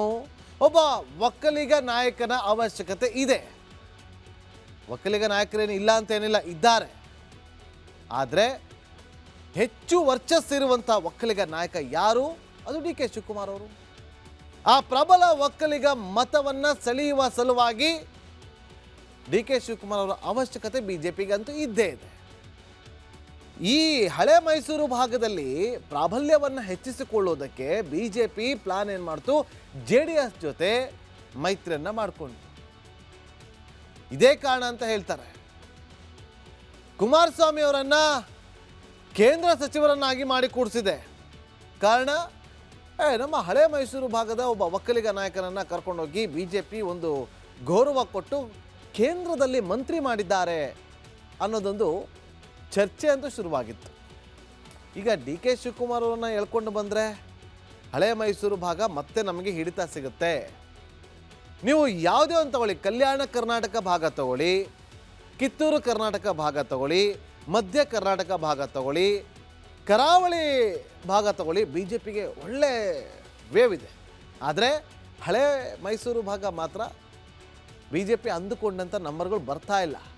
ಕಾರಣ ಒಬ್ಬ ಪ್ರಬಲ ಒಕ್ಕಲಿಗ ನಾಯಕನ ಅವಶ್ಯಕತೆ ಇದೆ. ಹಾಗಾಗಿ ಬಿಜೆಪಿ ಪ್ಲಾನ್ ಮಾಡ್ತು, JDSನ ಜೊತೆಗೆ ಹಾಕ್ಕೊಂಡು ಒಂದಷ್ಟು ಪ್ಲಾನನ್ನು ಮಾಡಿಕೊಳ್ತು. ಆದರೆ ಡಿ ಕೆ ಶಿವಕುಮಾರ್ ಅವರೇನಾದರೂ ಬಂದರೆ ಇರೋ ಬರೋ ಸಮಸ್ಯೆಗಳೆಲ್ಲವೂ ಕೂಡ ಮುಕ್ತಿ ಆಗುತ್ತೆ. ಹಳೆ ಮೈಸೂರು ಭಾಗದಲ್ಲಿ ಡಿ ಕೆ ಶಿವಕುಮಾರ್ ಅವರು ಇವತ್ತು ಬಲಿಷ್ಠವಾಗಿದ್ದಾರೆ. ಒಕ್ಕಲಿಗ ಮತಗಳನ್ನು ಕಂಪ್ಲೀಟ್ ಆಗಿ ಸೆಳೆಯಬಲ್ಲವಂತಹ ತಾಕತ್ತು ಡಿ ಕೆ ಶಿವಕುಮಾರ್ ಅವ್ರಿಗಿದೆ. ಅದೇ ಕಾರಣಕ್ಕಲ್ವಾ 2023ರಲ್ಲಿ JDS 19 ಸ್ಥಾನಕ್ಕೆ ಕುಸಿಯೋದಕ್ಕೆ ಕಾರಣ ಆಗಿದ್ದು. ಹಳೆ ಮೈಸೂರು ಭಾಗದಲ್ಲಿ ಲೆಕ್ಕ ಹಾಕೊಳ್ಳಿ, ಎಕ್ಸ್ಪೆಕ್ಟೇ ಮಾಡಿರಲಿಲ್ಲ. JDSನಿಂದ ಬಿಜೆಪಿ ಕೆಲವ್ರನ್ನ ಕರ್ಕೊಂಬಂದು ಕಾಂಗ್ರೆಸ್ ಕರ್ಕೊಂಬಂದು ಅವ್ರನ್ನ ಗೆಲ್ಸ್ಕೊಳ್ತಾರೆ. ಅದಕ್ಕೆ ಕಾರಣಕರ್ತರಾಗಿದ್ದು ಡಿ ಕೆ ಶಿವಕುಮಾರ್ ಅವರು. ಹಾಗಾಗಿ ಹಳೆ ಮೈಸೂರು ಭಾಗದಲ್ಲಿ ಒಂದು ಹೋಲ್ಡನ್ನು ಇಟ್ಟುಕೊಂಡಿರುವಂಥ ಡಿ ಕೆ ಶಿವಕುಮಾರ್ ಅವರು ಬಿಜೆಪಿಗೆ ಬಂದರೆ ಮುಂದಿನ ಚುನಾವಣೆಯಲ್ಲಿ ಸುಲಭ ಆಗುತ್ತೆ ಅನ್ನೋದು ಲೆಕ್ಕಾಚಾರ ಹಾಕೋದ್ರಲ್ಲಿ ತಪ್ಪೇನಿಲ್ಲ. ಆದರೆ ಆ ಲೆಕ್ಕಾಚಾರದಂತೆ ಎಲ್ಲವೂ ಕೂಡ ಸುಗಮವಾಗಿ ನಡೆಯುತ್ತಾ ಅನ್ನೋದೇ ಈಗಿರುವಂಥ ಪ್ರಶ್ನೆ. ಬಿಜೆಪಿ ಗಾಳ ಹಾಕಿದ್ಯೋ ಅಥವಾ ಹಾಕಿ ಸುಮ್ಮನಾಗಿದ್ಯೋ ಅಥವಾ ಮುಂದಿನ ದಿನದಲ್ಲಿ ಇಬ್ಬರ ಜಗಳದಲ್ಲಿ ಲಾಭವನ್ನು ಪಡೆದುಕೊಳ್ಳೋದಕ್ಕೆ ಸಿದ್ಧವಾಗ್ತಿದ್ಯಾ ಗೊತ್ತಿಲ್ಲ. ಎಲ್ಲದಕ್ಕೂ ಕೂಡ ಈ ವಾರ ಒಂದು ಸ್ಪಷ್ಟ ಉತ್ತರ ಅಂತೂ ಸಿಗುತ್ತೆ. ನೀವೆಲ್ಲರೂ ಕೂಡ ಕಾದ್ ನೋಡೋಣ. ಬಿಜೆಪಿ ಏನು ಮಾಡುತ್ತೆ, ಡಿ ಕೆ ಶಿವಕುಮಾರ್ ಅವ್ರು ಏನು ಮಾಡ್ತಾರೆ, ಸಿದ್ದರಾಮಯ್ಯ ಅವ್ರು ಏನು ಮಾಡ್ತಾರೆ, ಕುಮಾರಸ್ವಾಮಿ ಅವ್ರನ್ನ ಸುಮ್ಮನೆ ಕೂತ್ಕೊಳ್ತಾರಾ ಅಥವಾ ಎಲ್ಲದಕ್ಕೂ ಕೂಡ ಅಡ್ಗಾಲ್ ಹಾಕ್ತಾರಾ? ಕಾದ್ ನೋಡೋಣ. ಮುಂದಿನ ಸುದ್ದಿ ಗಮನ ಕೊಡೋಣ. ರಾಜ್ಯ ಕಾಂಗ್ರೆಸ್ ಕಿತ್ತಾಟ ಜೋರಾಗಿದ್ರು ಕೂಡ ಬಿಜೆಪಿ ನಾಯಕರು ಮಾತ್ರ ಮೌನವಾಗಿದ್ದಾರೆ. ನಿಮ್ಗೊಂದು ಅನುಮಾನ ಮೂಡಿರ್ಬೇಕಲ್ಲ, ಯಾಕಪ್ಪ ಇವರು ಇಷ್ಟೊಂದು ಸೈಲೆಂಟ್ ಆಗವ್ರೆ? ಎಲ್ಲೋ ಇಲ್ಲೊಂದು ಹೇಳಿಕೆ ಕೊಟ್ಟು ನಾವು ಇದ್ದೀವಿ ಅಂತ ಮಾತ್ರ ತೋರಿಸ್ಕೊಳ್ತಿದ್ದಾರೆ ವಿನಃ ಎಲ್ಲೂ ಕೂಡ ಅಬ್ಬರ ಆರ್ಭಟ ಮಾಡ್ತಾ ಇಲ್ಲ. ಎಲ್ಲೂ ಕೂಡ ಸೈಲೆಂಟಾಗಿ ಕಾದು ನೋಡುವ ತಂತ್ರಕ್ಕೆ ಮುಂದಾಗಿದ್ರು. ಆದರೆ ಒಬ್ಬ ನಾಯಕ ಮಾತ್ರ ಒಂದು ಸ್ಫೋಟಕವಾದಂಥ ಆರೋಪವನ್ನು ಮಾಡಿಬಿಟ್ರು. ಈ ರಿಪೋರ್ಟ್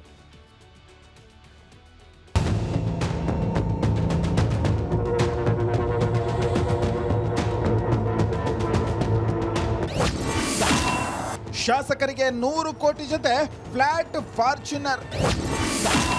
ತಮ್ಮದೇ MLAಗಳನ್ನ ಖರೀದಿಸುತ್ತಿದೆ ಕಾಂಗ್ರೆಸ್. ಕೈಪಡೆ ವಿರುದ್ಧ ಹೊಸ ಬಾಂಬ್ ಸಿಡಿಸಿದ ಕೇಸರಿ ಸೇನೆ. ಕಾಂಗ್ರೆಸ್ನಲ್ಲಿ ಸಿಎಂ ಸ್ಥಾನಕ್ಕಾಗಿ ಶಾಸಕರ ಕುದುರೆ ವ್ಯಾಪಾರ ನಡೆಯುತ್ತಿದೆ. ಮಂತ್ರಿ ಸ್ಥಾನಕ್ಕೆ ಕೋಟಿಗಟ್ಟಲೆ ಡೀಲ್ ಮಾಡಲಾಗ್ತಿದೆ.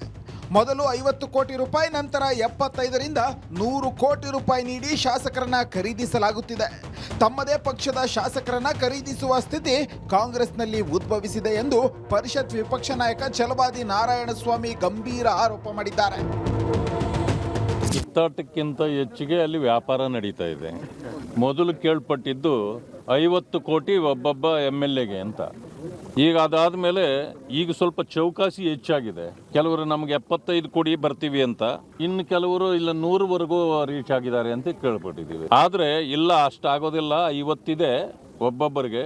50ರ ಮೇಲೆ ಏನೋ ಒಂದು ಫ್ಲಾಟ್ ಕೊಡ್ತೀವಿ. ಆ ಫ್ಲಾಟ್ ಆದಮೇಲೆ ಒಂದು ಇದೇನಿದು ಫಾರ್ಚುನರ್ ಕಾರ್ ಕೊಡ್ತೀವಿ. ಇಂಥವು ನಡೀತಾವೆ ಅಂತೇಳಿ ನನಗೆ ಮೆಸೇಜ್ ಬರ್ತಿದೆ. ಸಿದ್ದರಾಮಯ್ಯ ಡಿಕೆಶಿ ಕುದುರೆ ವ್ಯಾಪಾರ. ಕಾಂಗ್ರೆಸ್ ಪಕ್ಷದಲ್ಲೇ ಇರ್ತಕ್ಕಂಥ 2 ಪಕ್ಷ ಇದೆ, ಈಗ 2, 3, 4, 5 ಇವೆ. ಆದರೆ ಇದು ದೊಡ್ಡದಾಗಿ ಕಾಣ್ತಿರ್ತಕ್ಕಂಥದ್ದು ಒಂದು ಮುಖ್ಯಮಂತ್ರಿಗಳ ಪಕ್ಷ, ಒಂದು ಉಪಮುಖ್ಯಮಂತ್ರಿಗಳ ಪಕ್ಷ. ಈ ಪಕ್ಷದಲ್ಲಿರ್ತಕ್ಕಂಥವ್ರನ್ನ ಅವ್ರು ಕೊಂಡ್ಕೊಳ್ಳೋಕ್ಕೆ, ಆ ಪಕ್ಷದಲ್ಲಿರ್ತಕ್ಕಂಥವ್ರನ್ನ ಇವ್ರು ಕೊಂಡ್ಕೊಳ್ಳೋಕ್ಕೆ ಕುದುರೆ ವ್ಯಾಪಾರ ಪ್ರಾರಂಭ ಆಗಿದೆ ಅಂತಕ್ಕಂಥದ್ದನ್ನು ನಾನು ಕೇಳಿದ್ದೇನೆ. ಮಂತ್ರಿಗಿರಿ ಬೇಕಾದ್ರೆ 200 ಕೋಟಿ ಕೊಡಬೇಕು. ಮಂತ್ರಿ ಸ್ಥಾನ ಬೇಕಾದವರು ಸುರ್ಜೇವಾಲಾ ಈಗಾಗಲೇ ವ್ಯಾಪಾರ ಶುರು ಮಾಡಿದಾರಂತೆ, 200 ಕೋಟಿ ಕೊಡ್ಬೇಕಂತೆ ಅವ್ರಿಗೆ. ಇದನ್ನು ಭಾಳ ತಮಾಷೆ ಅಂತ ತಿಳ್ಕೊಂಡಿದ್ರು. ಈಗಾಗ ರವೀಂದ್ರ ಪಪ್ಪಿ ಅವರು ಅರೆಸ್ಟ್ ಆಗಿದಾರಲ್ಲ, ಮೊದಲೇ ಅಡ್ವಾನ್ಸೇ ಕೊಟ್ಬಿಟ್ಟಿದ್ರಂತ ಅವರು. ಈಗ ಅದನ್ನ ಮೊದಲು ಇನ್ವೆಸ್ಟಿಗೇಟ್ ಮಾಡಬೇಕು, ಸುರ್ಜೇವಾಲಾನ ಅರೆಸ್ಟ್ ಮಾಡಬೇಕು ಮೊದಲಿಲ್ಲಿ. ವ್ಯಾಪಾರ ನಡೀತಾ ಇರ್ತಕ್ಕಂಥದ್ದು ಎಲ್ಲ ಸುರ್ಜೇವಾಲಾ ಕಡೆ, ಮಂತ್ರಿಗಿರಿಗೆ. ಅವಕಾಶ ಸಿಕ್ಕಾಗ ಲೂಟಿ ಮಾಡೋದೇ ಅವರ ಉದ್ದೇಶ. ಆ ಮುಖ್ಯಮಂತ್ರಿಯ ಕುರ್ಚಿಗೆ ಎಷ್ಟೇ ಪೈಪೋಟಿಗಳಿದ್ರು ಸಿಕ್ಕದಂಥ ಅವಕಾಶವನ್ನು ಬಿಡೋದು ಬೇಡ, ಎಷ್ಟು ದೋಚಬೇಕೋ ದೋಚೋಣ ಅನ್ನೋದಕ್ಕೋಸ್ಕರವಾಗಾದರೂ ಮುಖ್ಯಮಂತ್ರಿಗಿರಿ ಸಿಗದೇ ಇದ್ದರೂ ಸಿಕ್ಕಿರತಕ್ಕಂಥರಲ್ಲೇ ಲೂಟಿ ಮಾಡೋಣ ಅಂತಕ್ಕಂಥ ಭಾವನೆ ಇಟ್ಕೊಂಡಿದ್ದಾರೆ. ಅದರಿಂದ ಸರ್ಕಾರ ಅಷ್ಟರ ಹೋಗುತ್ತೆ ಅಂತ ನಾನು ಹೈಕಮಾಂಡ್ ಮುಂದೆ ಸಿದ್ದರಾಮಯ್ಯ ಆಣೆ ಮಾಡಿದ್ರಂತೆ. ಕೈ ಇಟ್ಟು ಅಣಿ ಮಾಡಿ ಸಿದ್ದರಾಮಯ್ಯನವರು ನಾ 2.5 ವರ್ಷ ಮುಖ್ಯಮಂತ್ರಿ ಇರ್ತೀನಿ, DK ಶಿವಕುಮಾರ್ ಮುಂದಾಗಲಿ ಮುಖ್ಯಮಂತ್ರಿ, ಅವ್ರಿಗೆ ಅಧಿಕಾರ ಬಿಟ್ಟು ಕೊಡ್ತೀನಿ ಅಂತ ಹೇಳಿ ಅಣಿ ಮಾಡಿದ್ದಾರೆ ಅನ್ನುವಂಥ ಮಾತನ್ನು ವಿಶ್ವನಾಥ್. ಯಾಕಂದರೆ ವಿಶ್ವನಾಥ್ ಆ ಹೇಳಿಕೆ ಬಗ್ಗೆ ಯಾಕೆ ಮಹತ್ವ ಕೊಡ್ತೀವಿ ಅಂತಂದರೆ ಅವರು ಆ ಆಪ್ತ ವಲಯದಲ್ಲಿ ಇದ್ದಂಥವ್ರೆಲ್ಲರೂ ಅಲ್ಲೇನೇ. ಕಾಂಗ್ರೆಸ್ ಪಕ್ಷದಲ್ಲಿನ ಕಿತ್ತಾಟ ಜೋರಾಗಿದೆ. ಅದನ್ನ ನೋಡುತ್ತಿರೋ ವಿಪಕ್ಷಗಳು ಕಾದು ನೋಡುವ ತಂತ್ರಕ್ಕೆ ಶರಣಾಗಿವೆ. Bureau report, Republic Kannada. ಹಾಗಾದ್ರೆ ಸಿದ್ದರಾಮಯ್ಯ ಅವರು ಸುಮ್ಮನೆ ಕೂರ್ತಾರ, ಸಿಡಿದು ಹೇಳ್ತಾರ? ಒಂದಷ್ಟು ಪಾಯಿಂಟ್ಗಳಿದೆ, ನೋಡ್ಕೊಂಬೋಣ ಬನ್ನಿ. ನಿನ್ನೆ ಸಿದ್ದರಾಮಯ್ಯ ಅವರ ಜೊತೆ ಮಲ್ಲಿಕಾರ್ಜುನ್ ಖರ್ಗೆ ಅವರು ಸುದೀರ್ಘವಾಗಿ ಒಂದು ಚರ್ಚೆಯನ್ನು ಮಾಡಿದ್ದಾರೆ, ಒಂದಷ್ಟು ಡಿಮ್ಯಾಂಡನ್ನು ಕೂಡ ಇಟ್ಟಿದ್ದಾರೆ ಸಿದ್ದರಾಮಯ್ಯ ಅವರು.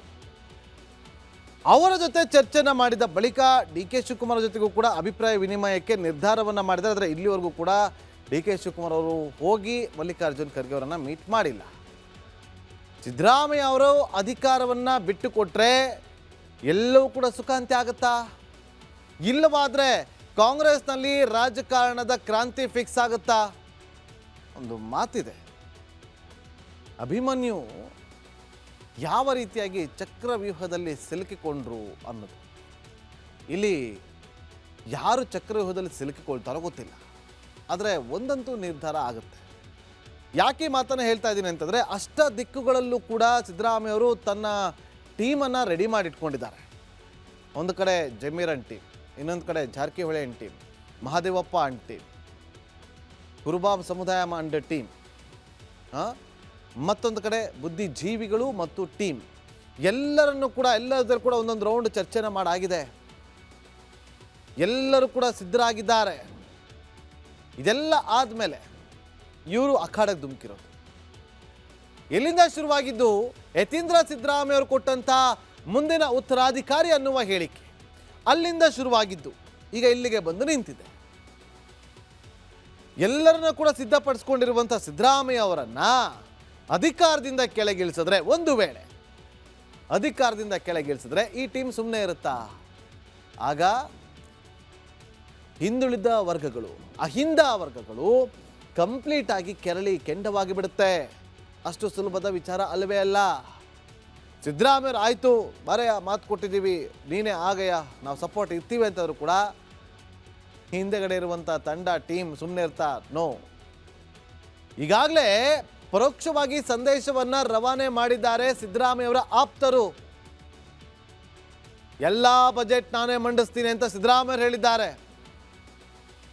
ಅವರನ್ನೇನಾದ್ರು ಕೆಳಗಿಳಿಸಿದ್ರೆ ನಾವು ಸುಮ್ಮನೆ ಕೂರಲ್ಲ, ನಮಗೆ ಗೊತ್ತೇನು ಮಾಡಬೇಕು ಅಂತೇಳಿ KN ರಾಜಣ್ಣ ಅವರು, ಸತೀಶ್ ಜಾರಕಿಹೊಳಿ ಅವರು, ಬಸವರಾಜ ರಾಯರೆಡ್ಡಿ ಅವರು, BR ಪಾಟೀಲ್ ಸೇರಿ ಹಲವು ನಾಯಕರು ತಮ್ಮದೇ ಆದಂಥ ಲೆಕ್ಕಾಚಾರಗಳನ್ನು ಹಾಕ್ಕೊಂಡು ಕಾರ್ಯತಂತ್ರವನ್ನು ರೂಪಿಸಿದ್ದಾರೆ. ಹಾಗಾದರೆ ಮತ್ತೊಂದು ಶಕ್ತಿ ಪ್ರದರ್ಶನ ನಡೆಯುತ್ತಾ, ಶಕ್ತಿ ಪ್ರದರ್ಶನಕ್ಕೆ ವೇದಿಕೆ ಸಿದ್ಧಗೊಳ್ಳುತ್ತಾ, ಸಿದ್ದರಾಮಯ್ಯ ಅವರು ಮತ್ತೊಮ್ಮೆ ಅಹಿಂದ ಸಮಾವೇಶದಲ್ಲಿ ಭಾಗಿಯಾಗಿ ಅವರ ತಾಕತ್ತೇನು ಅನ್ನುವ ಸಂದೇಶವನ್ನು ಹೈಕಮಾಂಡ್ಗೆ ರವಾನೆ ಮಾಡ್ತಾ ಸ್ವಲ್ಪ ದಿನ ವೇಟ್ ಮಾಡಿ, ಗೊತ್ತಾಗುತ್ತೆ. ಮುಂದಿನ ಸುದ್ದಿ ಗಮನ ಕೊಡಿ. ರಾಮನ ಜನ್ಮಭೂಮಿಯಲ್ಲಿ ಮತ್ತೆ ಸಂಭ್ರಮ ಸಡಗರ ಮನೆ ಮಾಡಿದೆ. ನಾಳೆ ಅಲ್ಲ ನಾಡಿದ್ದು 25ನೇ ತಾರೀಕು ಐತಿಹಾಸಿಕ ಕಾರ್ಯಕ್ರಮ ನಡೆಯಲಿದ್ದು, ಅದಕ್ಕೋಸ್ಕರ ಅಯೋಧ್ಯೆ ಸಜ್ಜಾಗ್ತಾ ಇದೆ. ಏನು ವಿಶೇಷ ಅಂದ್ಕೊಂಡ್ರ? ಯಾವ ಕಾರಣಕ್ಕೋಸ್ಕರ ಕಾರ್ಯಕ್ರಮ ಅಂದ್ಕೊಂಡ್ರ? ಈ ಸ್ಟೋರಿ ನೋಡಿ. ಅಯೋಧ್ಯೆ ಧ್ವಜಾರೋಹಣಕ್ಕೆ ಕ್ಷಣಗಣನೆ. ಐತಿಹಾಸಿಕ ಸಂಭ್ರಮದಲ್ಲಿ ಪ್ರಧಾನಿ ಮೋದಿ.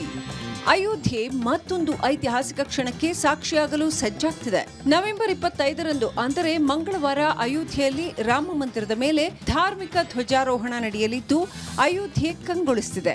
ಈ ವೈಭವದ ಕಾರ್ಯಕ್ರಮ ಪ್ರಭು ಶ್ರೀರಾಮನ ದೇಗುಲದ ಮುಖ್ಯ ಕಾಮಗಾರಿ ಮುಗಿದಿರುವ ಸಂಕೇತವಾಗಿದೆ. ಈ ಐತಿಹಾಸಿಕ ಕಾರ್ಯಕ್ರಮದಲ್ಲಿ ಖುದ್ದು ಪ್ರಧಾನಿ ಮೋದಿ ಭಾಗಿಯಾಗಲಿದ್ದು, ಧ್ವಜಾರೋಹಣ ನೆರವೇರಿಸಲಿದ್ದಾರೆ. ರಾಮ ಮಂದಿರದ ಮೇಲೆ ಕೇಸರಿ ಬಣ್ಣದ ವಿಶಿಷ್ಟವಾದ ಧ್ವಜ ಹಾರಲಿದೆ. ಧ್ವಜದ ಮೊದಲ ನೋಟ ಬಹಿರಂಗಗೊಂಡಿದ್ದು, ದೈವಿಕ ಧ್ವಜವನ್ನ ಗುಜರಾತ್ನ ಅಹಮದಾಬಾದ್ನಲ್ಲಿ ತಯಾರಿಸಲಾಗಿದೆ. ಕೇಸರಿ ಬಣ್ಣದ ಧ್ವಜ ಸೂರ್ಯ ದೇವರು ಮತ್ತು ಓಂ ಚಿಹ್ನೆ ಹೊಂದಿದೆ. ಧಾರ್ಮಿಕ ಮಹತ್ವವುಳ್ಳ ವಿಶಿಷ್ಟವಾದ ಮರದ ಚಿತ್ರವನ್ನು ಸಹ ಧ್ವಜದ ಮೇಲೆ ಚಿತ್ರಿಸಲಾಗಿದೆ.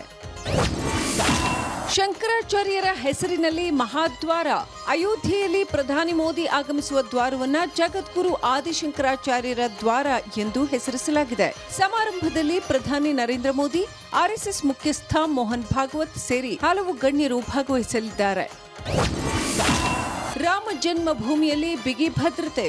ಈ ಐತಿಹಾಸಿಕ ಕಾರ್ಯಕ್ರಮದ ಮೇಲೂ ಉಗ್ರರ ಕೆಂಗಣ್ಣು ಬಿದ್ದಿತ್ತು ಎನ್ನುವುದು ದೆಹಲಿ ಸ್ಫೋಟದ ತನಿಖೆಯಲ್ಲಿ ಬಯಲಾಗಿತ್ತು. ಹೀಗಾಗಿ ಅಯೋಧ್ಯೆಯಲ್ಲಿ ಕಟ್ಟೆಚ್ಚರ ವಹಿಸಲಾಗಿದೆ. ಖುದ್ದು ಯುಪಿ ಸಿಎಂ ಯೋಗಿ ಆದಿತ್ಯನಾಥ್ ಅಧಿಕಾರಿಗಳ ಜೊತೆ ತೆರಳಿ ಭದ್ರತೆ ಹಾಗೂ ಸಿದ್ಧತೆ ಪರಿಶೀಲನೆ ಮಾಡಿದ್ದಾರೆ. ರಾಮ ಮಂದಿರ ಸೇರಿದಂತೆ ಇಡೀ ನಗರದಲ್ಲಿ ಪೊಲೀಸರು, ಭದ್ರತಾ ಪಡೆಗಳು ಹದ್ದಿನ ಕಣ್ಣಿಟ್ಟಿವೆ. ಗಲ್ಲಿ ಗಲ್ಲಿಯಲ್ಲೂ ಪರಿಶೀಲನೆ ನಡೆಸಲಾಗುತ್ತಿದೆ.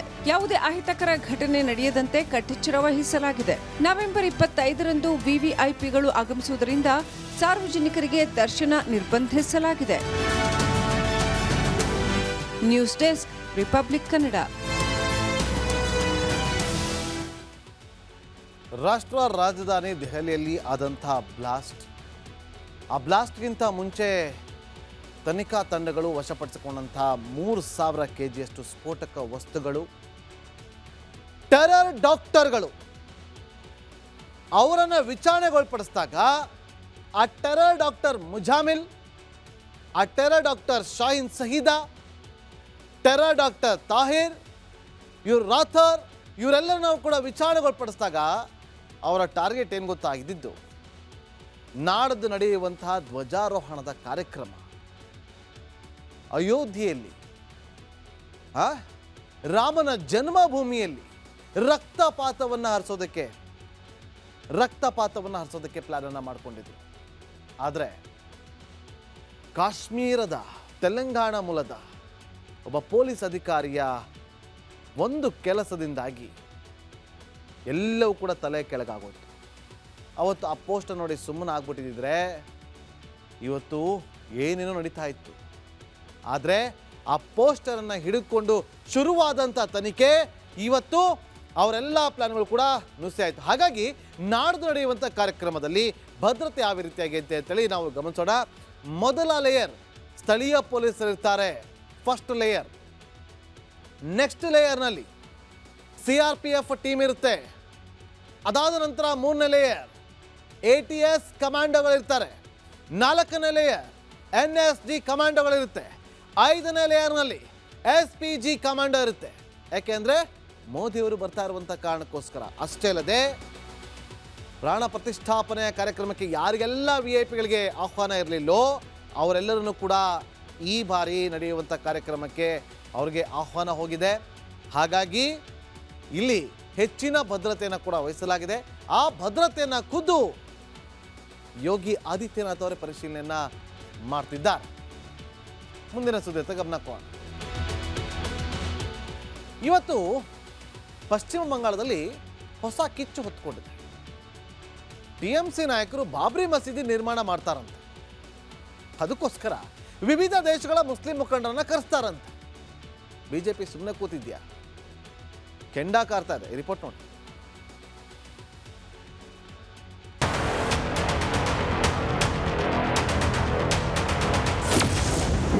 ಪಶ್ಚಿಮ ಬಂಗಾಳದಲ್ಲಿ ಬಾಬರಿ ಮಸೀದಿ ನಿರ್ಮಾಣ, ಮಮತಾ ಬ್ಯಾನರ್ಜಿ ಪಾರ್ಟಿ ಶಾಸಕನ ಉದ್ದಟತನ. ದೇಶದಲ್ಲಿ ಮತ್ತೆ ಬಾಬರಿ ಕಿಚ್ಚು ಹೊತ್ತಿಕೊಳ್ತಾ ಇದೆ. ಪಶ್ಚಿಮ ಬಂಗಾಳದ ಮುರ್ಷಿದಾಬಾದ್ನಲ್ಲಿ ಡಿಸೆಂಬರ್ 6ರಂದು ಬಾಬರಿ ಮಸೀದಿ ಧ್ವಂಸಗೊಂಡ 33ನೇ ವಾರ್ಷಿಕೋತ್ಸವದಂದು ಬಾಬರಿ ಮಸೀದಿಯ ಶಂಕುಸ್ಥಾಪನೆ ನೆರವೇರಿಸಲಾಗುವುದು ಅಂತ ಟಿಎಂಸಿ ಶಾಸಕ ಹುಮಾಯೂನ್ ಕಬೀರ್ ಘೋಷಣೆ ಮಾಡಿದ್ದಾರೆ. ಈ ಘೋಷಣೆ ರಾಜ್ಯದಲ್ಲಿ ತೀವ್ರ ರಾಜಕೀಯ ಚರ್ಚೆಗೆ ಕಾರಣವಾಗಿದೆ. हाँ, वो तो बाबरी मस्जिद का शिलान्यास होगी 6 दिसंबर। स्टेट का मेरा नेता सब लोग को संहति दिवस भी उद्यापन होगी। मैं यहाँ का बेलडंगा में एक बाबरी मस्जिद 3 साल के लिए काम चलेगी, इसीलिए उनका भित्ति स्थापन होगी। ಬಾಬರಿ ಮಸೀದಿ ಕಟ್ತಾರಂತೆ. ಪಶ್ಚಿಮ ಬಂಗಾಳದಲ್ಲಿ ಬಾಬರಿ ಮಸೀದಿಯ ಶಂಕುಸ್ಥಾಪನೆ ಮಾಡ್ತೇವೆ ಅಂತ ಟಿಎಂಸಿ ಶಾಸಕ ಹುಮಾಯೂನ್ ಕಬೀರ್ ಘೋಷಣೆ ಮಾಡಿದ್ದಾರೆ. ಅದು ಕೂಡ ಬಾಬರಿ ಧ್ವಂಸಗೊಂಡ ದಿನವಾದ ಡಿಸೆಂಬರ್ 6ರಂದೇ ಮಸೀದಿ ಶಂಕುಸ್ಥಾಪನೆ ಮಾಡ್ತಾರಂತೆ. ಉದ್ದೇಶಪೂರ್ವಕವಾಗಿ ಡಿಸೆಂಬರ್ 6ರ ಬಗ್ಗೆ ಹೇಳಿಕೆ ನೀಡಿದಂತೆ ಕಾಣುತ್ತಿದ್ದು, ಬಂಗಾಳದ ಸಿಎಂ ಮಮತಾ ಬ್ಯಾನರ್ಜಿಯಿಂದ ಶಿಲಾನ್ಯಾಸ ಮಾಡಿಸ್ತಾರಂತೆ. ಬಾಬರಿ ಮಸೀದಿ ಉದ್ಘಾಟನೆಗೆ 2 ಲಕ್ಷ ಜನರನ್ನ ಕರೆಸ್ತಾರಂತೆ. ಈ ಹೇಳಿಕೆಯಿಂದ ಬಂಗಾಳದಲ್ಲಿ ಹಲ್ಚಲ್ ಶುರುವಾಗಿದೆ. ಮೊದಲೇ ಪಶ್ಚಿಮ ಬಂಗಾಳಕ್ಕೆ ಅಕ್ರಮ ಬಾಂಗ್ಲಾದೇಶಿಗಳು ನುಸುಳಿ ಬರ್ತಿದ್ದಾರೆ. ಮಮತಾ ಬ್ಯಾನರ್ಜಿ ಅಂತೂ SIR ಬಗ್ಗೆ ಧ್ವನಿ ಎತ್ತುತ್ತಾ ಬಂದಿದ್ದಾರೆ. ಯಾಕಂದ್ರೆ ವೋಟ್ ಬ್ಯಾಂಕ್ ನಾಶ ಆಗುತ್ತೆ ಅಂತ ದೀದಿಗೆ ಟೆನ್ಷನ್ ಕಾಡ್ತಿದೆ. ಇದಕ್ಕೆ ಕಾರಣ ಬಾಬರಿ ಅಸ್ತ್ರ ಹೂಡಿದ್ದಾರೆ ಅಂತ ಬಿಜೆಪಿ ಕಿಡಿಕಾರಿದೆ. वो अभी भी टीएमसी का एमएलए है। वो जो कर रहा है विभाजन का राजनीति कर रहा है। वो खुद बताया, पहले जो बताया था हम लोग 70% है, लोग 30% है, सबको काट काट के नदी से कर दूंगा। वो उसका बाद कुछ दिन पहले बताया ममता बनर्जी उनको बोला था इस तरीके से बात बोलने के लिए। ತೃಣಮೂಲ ಕಾಂಗ್ರೆಸ್ ಡಿಸೆಂಬರ್ 6ರಂದು ಕೋಲ್ಕತ್ತಾದಲ್ಲಿ ಒಂದು ದೊಡ್ಡ ರ್ಯಾಲಿಯನ್ನು ಆಯೋಜಿಸಲು ಸಿದ್ಧತೆಯನ್ನು ನಡೆಸ್ತಾ ಇದೆ. ಬಾಬರಿ ಮಸೀದಿ ಧ್ವಂಸ ಖಂಡಿಸಿ ನಡೆಸುವಂತಹ ರ್ಯಾಲಿಯಲ್ಲಿ ಮಮತಾ ಬ್ಯಾನರ್ಜಿ ಕೂಡ ಭಾಗಿಯಾಗೋ ನಿರೀಕ್ಷೆ ಕೂಡ ಇದೆ. News desk, Republic Kannada. Babri ಮಸೀದಿಯನ್ನ ಮಾಡೋದಕ್ಕೆ ಪಶ್ಚಿಮ ಬಂಗಾಳದಲ್ಲಿ ಮುಂದಾಗಿದ್ದಾರಂತೆ. ಇದಕ್ಕೆ ಬಿಜೆಪಿಯವರು ಕೆಂಡ ಕಾರ್ತಿದ್ದಾರೆ. ವೀಕ್ಷಕರೇ, ಇಂಪಾರ್ಟೆಂಟ್ ವಿಚಾರ ಇದೆ. 25 ವರ್ಷದ ಹಿಂದೆ ಇದ್ದಂತಹ ಮುಸ್ಲಿಂ ಸಮುದಾಯದ ಜನಸಂಖ್ಯೆ ಇವತ್ತು ಎಷ್ಟಿದೆ ಗೊತ್ತಾ? ಸರ್ ರಿಪೋರ್ಟ್ ಅನ್ನ ಕೊಟ್ಟಿದ್ದಾರೆ. ಏನಪ್ಪ ಇದು ಸರ್ ಅಂತ ಅಂದ್ಕೊಂಡ್ರಾ? ಇದು SIR. ಬಂಗಾಳದಲ್ಲಿ SIR ರಿಪೋರ್ಟ್ ಹಲ್ಚಲನ್ನು ಸೃಷ್ಟಿ ಮಾಡಿದೆ. ನೀವು ನಂಬಲ್ಲ.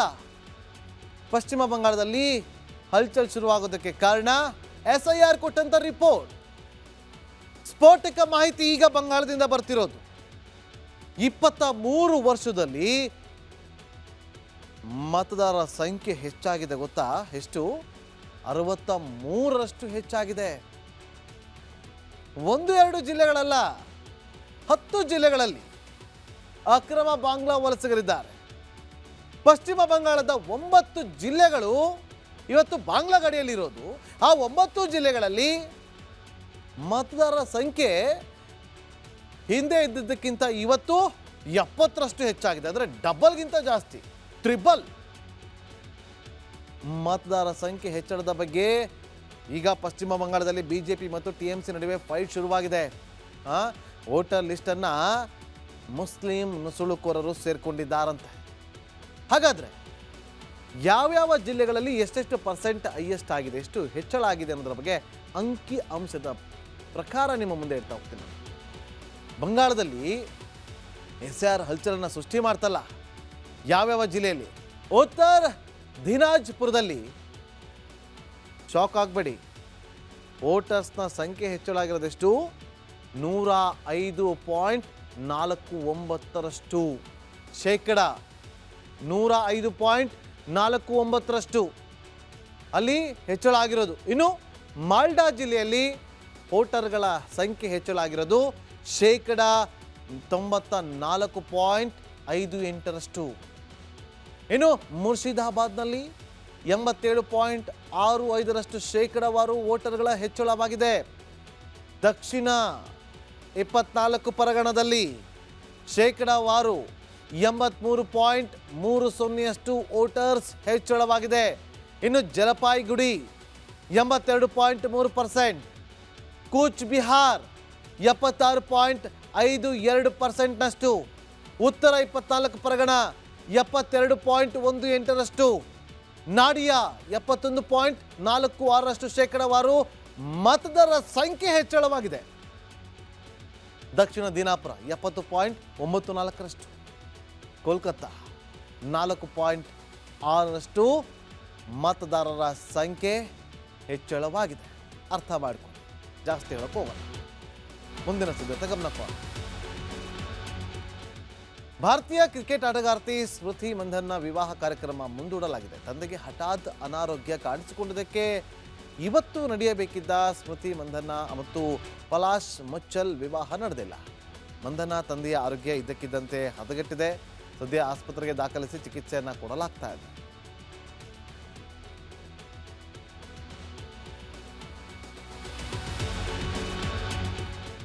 ಇದಾಗಿತ್ತು ಇವತ್ತಿನ ಕರ್ನಾಟಕ ಪ್ರೈಮ್ ಟೈಮ್. ನೋಡ್ತಾ ಇರಿ ರಿಪಬ್ಲಿಕ್ ಕನ್ನಡ, ಇದು ನಿಮ್ಮ ಧ್ವನಿ.